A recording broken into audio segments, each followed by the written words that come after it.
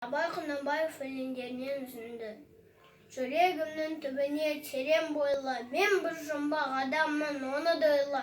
Соқтық балы соқпақсыз жерде өстім, мұнымен жалғыз алыстым, кінә қойма. Атаның баласы болма, адамның баласы бол.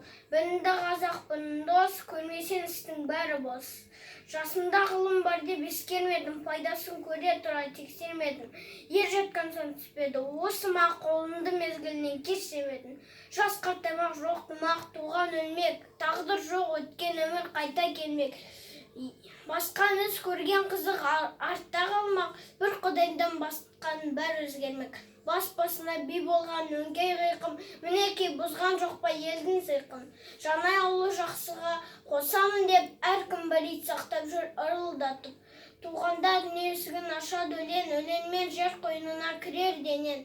Мақсатым тілі ұстартып өнер шырспақ, наданның көзін қойып көңілін ашпақ. Үлгі алсын деймін ойлы жас жігіттер, думан сау ойда жоқ әуел баста.